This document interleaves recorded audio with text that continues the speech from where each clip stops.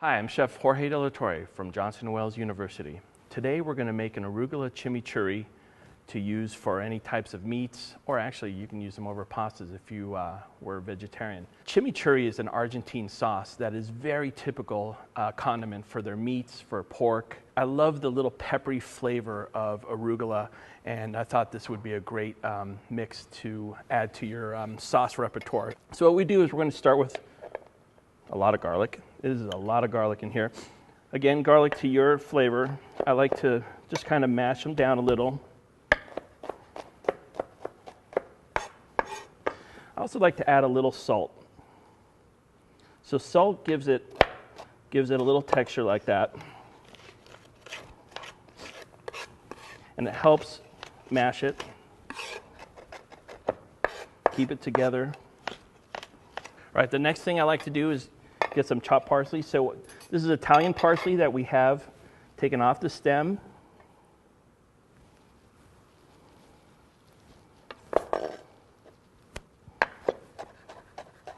So I'm bringing these together, chopping. It's not going to be a fine mince. Again, it's going to be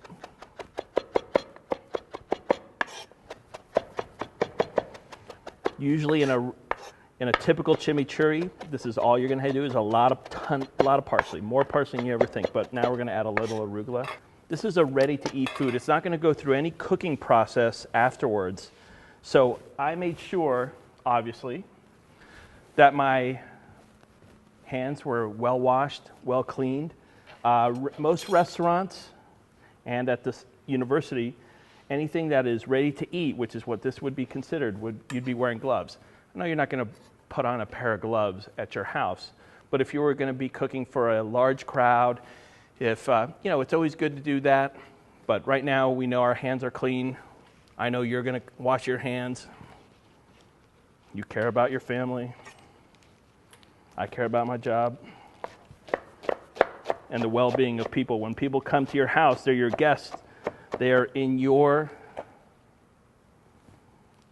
trust, and they're your responsibility. So what we're going to do is we're going to add a little salt, add a little black pepper, and some vinegar, red wine vinegar. You can use sherry vinegar if you'd like, but you don't want to use cider vinegar or white vinegar. You need to have a nice flavor. You can use any wine vinegar. Red wine is the typical vinegar, so we'll add that in. Really, we're not making an emulsion. Sometimes they say, drizzle a little, and then until it comes together. Again, this is a very hearty dish. This is not like that at all. Thank you.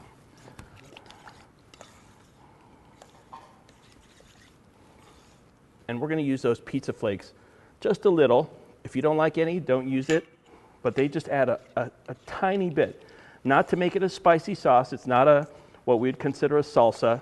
It's just supposed to add a little nice flavor.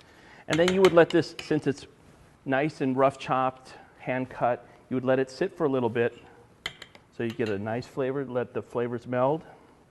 We'll give it a nice shot right now. Oh, that's great. You're checking for salt and pepper to see if there's the right balance of acidity and oil. You get the nice herbal flavors from parsley and arugula, and that's going to help you when you toss it over something as rich as salmon or flank steak or pork. It allows to clean your palate so that you want that next bite. So that's why we add citrus to a lot of the flavors, like when you add lemon to lobster or to fish. They're high in fat, but that lemon zest cleans your palate, allows you to enjoy the next bite. So Calvin here roasted a great, nice piece of salmon. Just salt and pepper, that's all we need. You could do this on the grill, or you could do it in the oven, however you want.